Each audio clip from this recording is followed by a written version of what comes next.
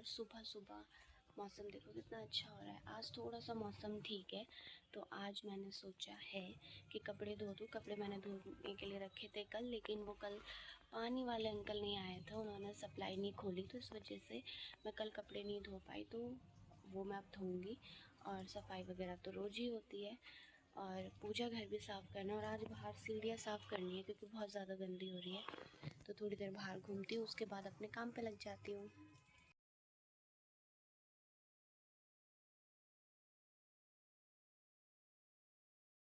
ये जो बर्तन रखे हैं अब मैं इनको जाली में लगा देती हूँ। रात को धोते वक्त मैं इसको इसी में रखती हूँ ताकि सारा पानी निकल जाए।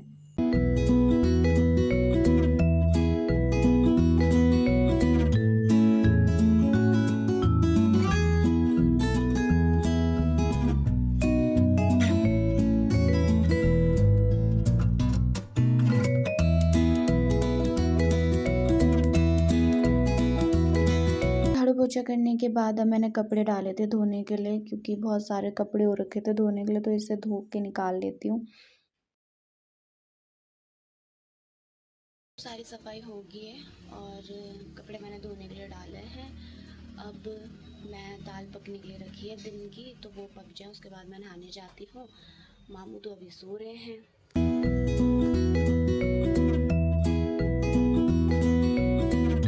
अब हम सफाई कर रहे हैं बाहर सीढ़ियों की। इतना गंदा हो रहा है ना ये सीढ़ी, एक तो टाइल्स ही ऐसी है, पूरा नीचे तक साफ़ करना पड़ता है पानी से, और इतनी गंदी हो जाती है जैसे बारिश होती है। अगर अभी साफ़ करेंगे और थोड़ी देर में बारिश होगी तो फिर गंदी।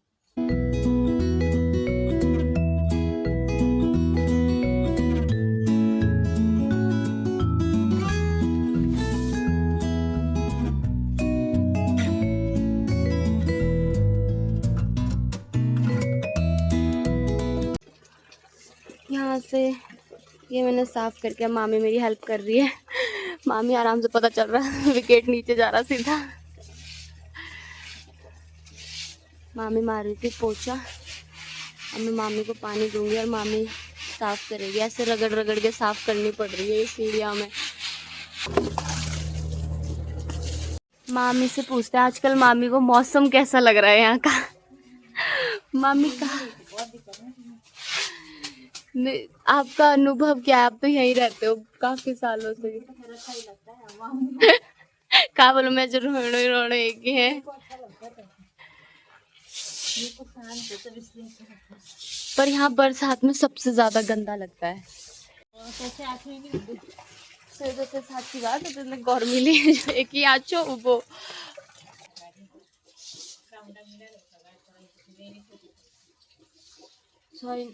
मतलब सा कोई तरह सा कोरा गाड़ी तब है ना, और सा मिलेगा पिकअप ना मिला। मेरे मामा छाता लेके गए और क्या करा मामा ने, हाँ मामा छाता खो के आ गए। मामी का कहना है मामा ने कम से कम नहीं तो कितने मामी 5-6 हज़ार के छाते खो दिए। और कल भी मामा ने छाता खो दिया था, और फिर मामा ने क्या करा, नया छाता खरीदा। वो तो मजबूरी थी क्योंकि यहाँ बारिश ही नहीं रुक रही है काफ़ी दिनों से, और वो छाता शाम को उनके साइड पे मिल गया पिकअप में। तो कोई बात नहीं, काम ही आएगा वो भी। यहाँ छाते बहुत महंगे मिलते हैं, 600, 700, 500 रुपए के। अच्छा, सेब की पेटियाँ फेंक रखी थी, खराब सेबूंगी। तो ये यहाँ ये जंगल, हमारे घर के आगे जंगल कबाड़ा फेंकने के लिए मिला। पता है यहाँ के लोग क्या करते हैं, जैसे अगर कुछ सामान होता है ना फेंकने के लिए, देखो नीचे दिखाती हूँ आपको, वो पता नहीं दरवाजा है क्या है, भगवान मालिक है, वो वहाँ के फेंक रखा। और ये पार जो जगह है जहाँ मिट्टी है, यहाँ पर आके लोग पता है क्या करते हैं, अगर कुछ खाने पीने का सामान सड़ जाए गल जाए, वहाँ जाके रख देते हैं। मैं आप लोगों को नीचे का एरिया दिखाती हूँ यहाँ का। ये है यहाँ का नीचे का एरिया, और यहाँ का सिस्टम पता है कैसा है। सुबह तो होगी बारिश, सब नहीं, सुबह सबसे पहले 4-5 बजे बारिश होगी, ठीक है, फिर 6-7 बजे लगेगी धूप, ठीक, फिर पूरे दिन भर बारिश होती है, फिर यहाँ रात शाम के जब 7 बज जाते हैं तब यहाँ धूप लगती है। फिर वो धूप 6:30-7 बजे की लगी होती है जब तक अंधेरा नहीं होता। ऐसा सीन है यहाँ का, बेकार। मतलब जब इंसान को ज़रूरत है दिन में धूप की तब तो आती नहीं है धूप, और जब ज़रूरत नहीं होती तब आ जाती है यहाँ पर अपने दर्शन देने।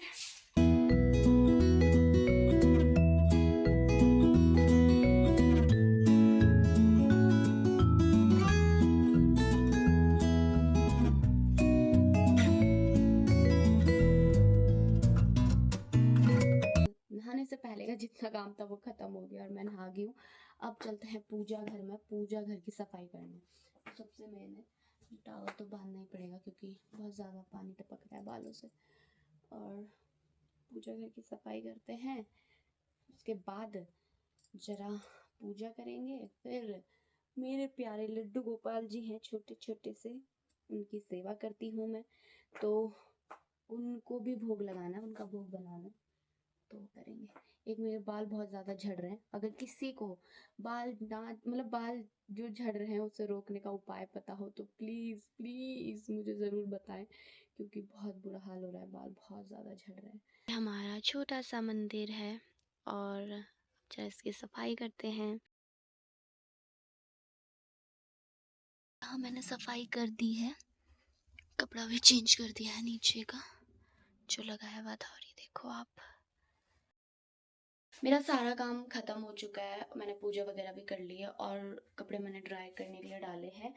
अब मैं दिन का खाना बनाती हूँ, क्योंकि मैं शायद मार्केट जाऊँगी तो हो सकता है कि लेट हो जाने में, क्योंकि जब भी मार्केट जाते हैं लेट हो जाती है।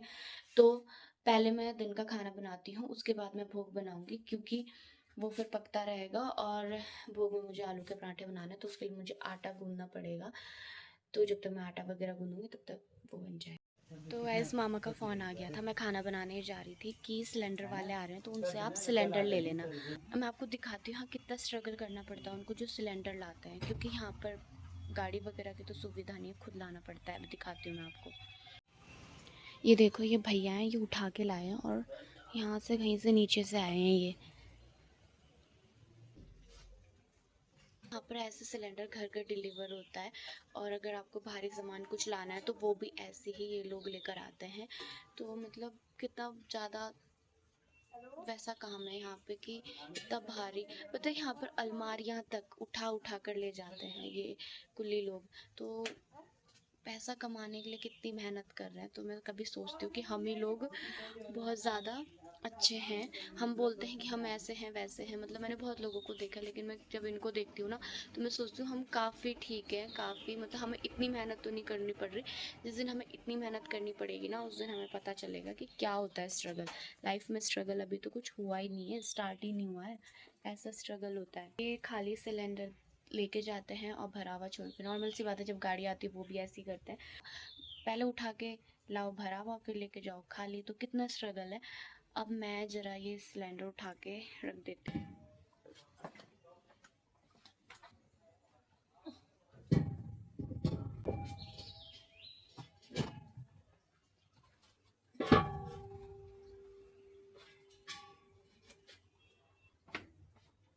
मेरे तो कपड़े भी खराब हो गए। आटा मैंने तैयार कर दिया भोग के लिए, और आज मैंने ऐसे नहीं बनाया कि बॉईल करे पहले आलू फिर उसका मसाला तैयार करा आलू के पराठों का। मैंने आलू मतलब बिना बॉईल करे कद्दूकस करके इसी के साथ आटे के साथ मिला दिया। फर्स्ट बार मैं ट्राई कर रही हूँ, पता नहीं कैसे बनता है, पर देखते हैं कैसे बनेंगे। अच्छे बनेंगे तो ठीक है, नहीं बनेंगे तो भी ठीक है, ट्राई तो हर चीज़ करनी चाहिए। लड्डू को भोग लगा रही हूँ, और भोग लगाने के बाद पराठा और चाय बनानी है अपने लिए भी। एक साइड बन रही है मेरी चाय और एक साइड बन रहा है मेरा पराठा, और लड्डू को तो मैंने भोग लगा दिया है। मौसी के बाल नहीं सूख रहे, यहाँ ना कपड़े सूखते ना बाल सूखते। मौसी आई है ड्रायर करने। हाँ, पेट पूजा हो चुकी है और मौसी खा पी के लेट चुकी है। कपड़े मैंने डाल दिए सुखाने के लिए, अब मैं तैयार होती हूँ। तैयार के बर्तन धोती हूँ, थोड़े से बर्तन, और उसके बाद मैं भी जाती हूँ मार्केट मामी और के साथ, क्योंकि अकेले जाने की तो यहाँ इच्छा नहीं होती, इतना ज़्यादा पैदल चलने के लिए होता है।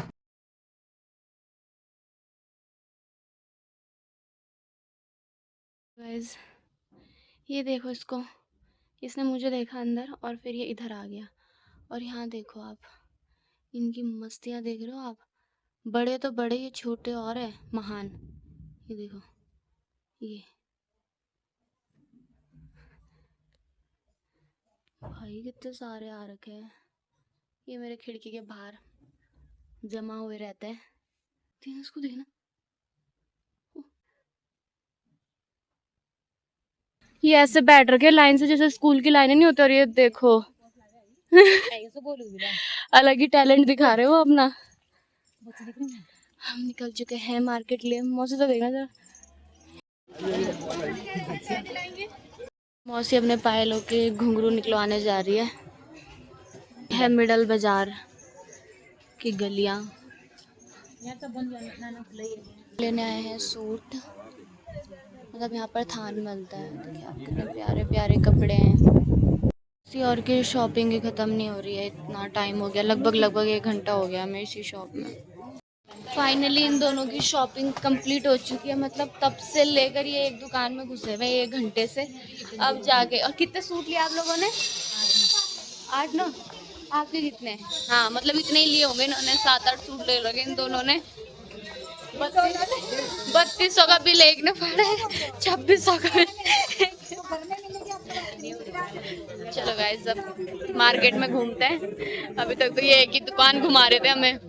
मौसी और मामी इतने मजे से टिक्की खा रहे हैं, थकान के बाद 2 प्लेट, सुकून भरी राहत। तो अब हम लोग खा रहे हैं भुट्टा, और ये हमें पड़ा है 40 रुपए का, कहीं 30 का तो कहीं 40 का। मौसी मामी, अरे शिमला की महंगाई कहाँ जाएगी? शिमला की महंगाई हमें ले डूबेगी। अब हम लोग घर जा रहे हैं वापस। चलो ना ऊपर चलो। फाइनली गाइस अब हम लोग घर पहुंच चुके हैं और मैं बहुत ज़्यादा थक गई हूँ, बहुत मतलब बहुत ज़्यादा। मैं ज़्यादा मार्केट में ना नहीं चल सकती, मैं बहुत कम मार्केट जाती हूँ, बहुत कम। अगर बहुत ज़्यादा शॉपिंग करनी होगी ना, किसी के साथ जाना होगा तो मैं अवॉइड करती हूँ, क्योंकि मुझे नहीं पसंद है मार्केट में ज़्यादा घूमना। और अब मैं मतलब टाइम भी हो गया, 6:30 हो गया, तो मुझे अब सब्जी बनानी पड़ेगी, क्योंकि 7 बजे के बाद मामू जी कभी भी बोल देते हैं कि मुझे डिनर दे दो, तो इसलिए अब मैं उठती हूँ और सब्जी बनाती हूँ। रात को भी इन बंदरों को चैन नहीं है। अभी देख चल। अब मौसी घूम फिर के आई है पड़ोस की आंटी के यहाँ से, और ये देखना ओ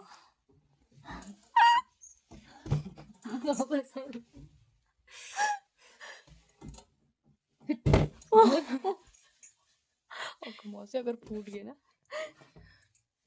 ये डोर इतने से पूरा डोर होता है। डर तो यार। ओ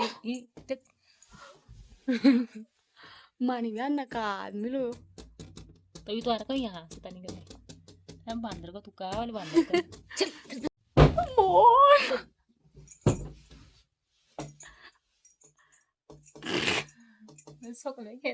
मौसी अगर दोनों के दोनों चिपक गए ना, ये हाथ लेके दुर्गा डोर सही तो थी।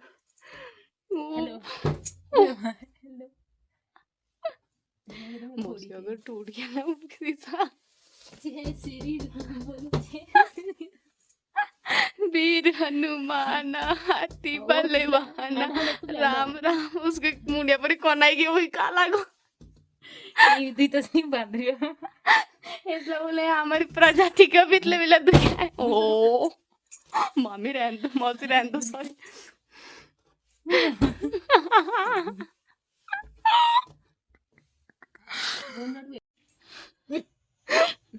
ओ देख कितने नहीं। बंदरों के साथ मस्ती करने के बाद मैं थोड़ी देर पढ़ने बैठ जाती हूँ, उसके बाद रोटी बना लेती हूँ। बस आज का दिन मेरा ऐसा बीत गया। और आपको मेरा व्लॉग कैसा लगा ज़रूर बताएं, और नए व्लॉग के लिए ऐसे ही बने रहें। Thank you.